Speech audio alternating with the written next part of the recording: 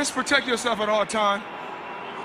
He done something dirty. We're not here to cry and complain about what he did dirty or what I did dirty. I was victorious. If he want a rematch, he can get a rematch. I'm on weight right now. Let's get this guy. I'm on weight right now. Let's go. Come on, man. Tell you I said the same thing and look what happened to you. He let my trick when I wore the Versace against the Lakers.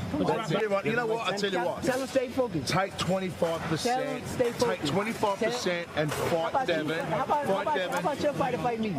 My I fighter? bet you I'll put him. Who? I will beat the shit. Ken Buses? I will beat the shit out of him. No defense. Man, teach some defense. Take the Devin fight. Teach some defense. Tight 25%. Teach some defense. You can't be a bad coach. But as of right now, I don't feel like nobody really lining up to fight me. I think I see a lot of people's names, but you don't like hear nobody say my name. What happened with Pitbull Cruz? You said Pitbull Cruz was ducking. I tried to fight him. They said no. They said that I was going to be running all night. If they don't make the Davis and Pitbull Cruz, you want to step over? Like you want to step up with Cruz? I'll fight anybody, but as of right now, I'm trying to fight Lomachenko. Getting both of those fights, potentially next, if Haney beats Kambosos, do you think you might get that instead of Loma getting that fight?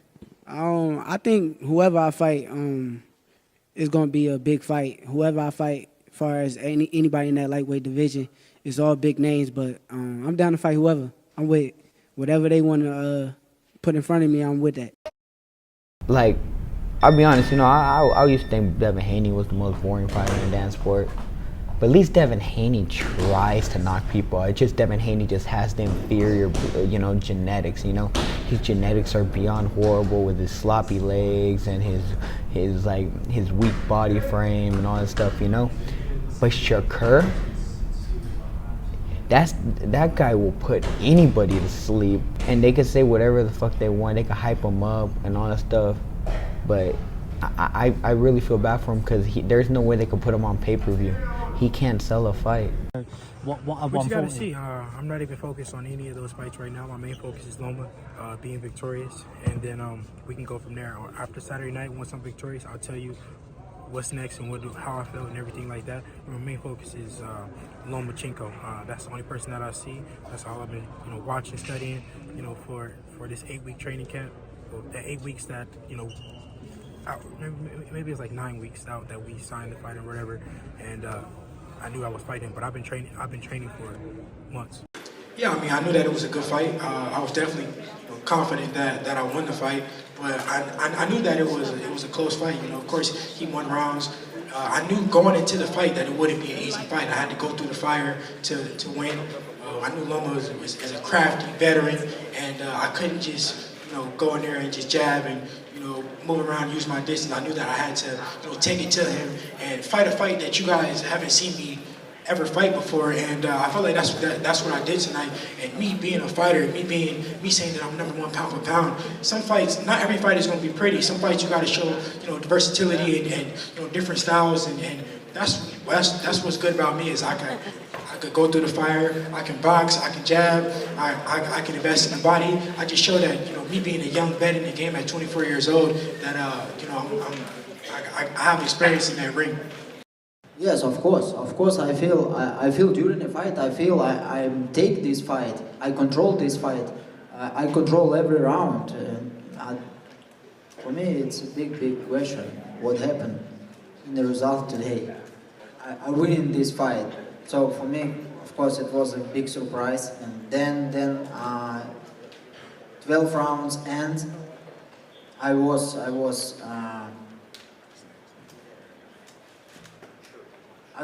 sure I won this fight, but it is what it is.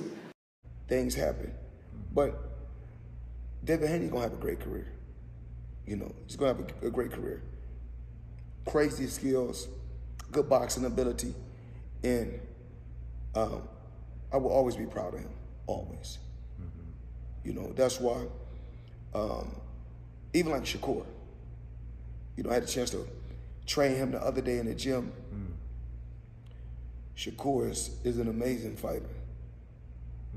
And so then I seen that, you know, Shakur and Devin been going back and forth. Yeah. And Devin made Shakur a certain offer. And how I look at it is this: just because Top Rank made you go over there to Australia and fight twice, which is not right. Now, if he went over there one time and he fought and he won, the second fight should have been on an even playing field, or it should have been in America on his turf. Yeah. So now, if they gave you a 70-30 or 80-20, then you need to be upset with the promoter. That doesn't mean that you, the same way that the promoter, the same way they operated and didn't do you right, you should do that to another black fighter, because you're a black fighter. We should treat each other fair. So I can't even say if it should be a 50-50 or a 60-40. That's not my place. But Shakur should be treated fair, just like Devin Haney should have got treated fair when he went over to Australia the first time. What's going on, YouTube? It's your boy DcBoxingTV here with another video, and today we'll be going over two of the best lightweights of this generation, and we will be talking about Devin Haney and Shakur Stevenson. Well, since the Errol Spence and T-Bud fight has went down, a lot of people have been out of their seats. A lot of people want to know what's next, and a lot of people want the biggest fights.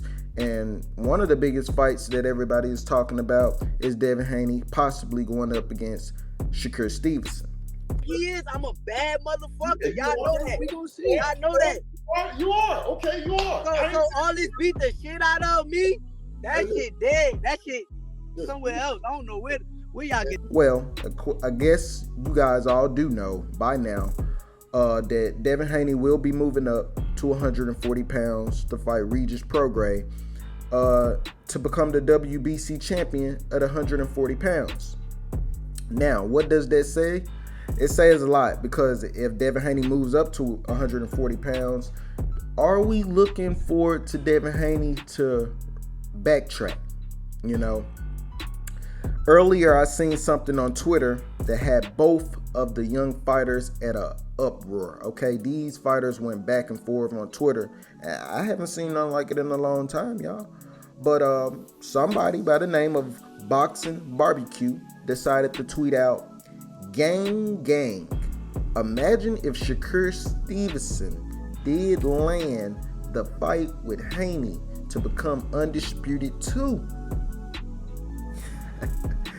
So I guess that got Devin Haney rocked up. Devin Haney responded with, "Eat a D.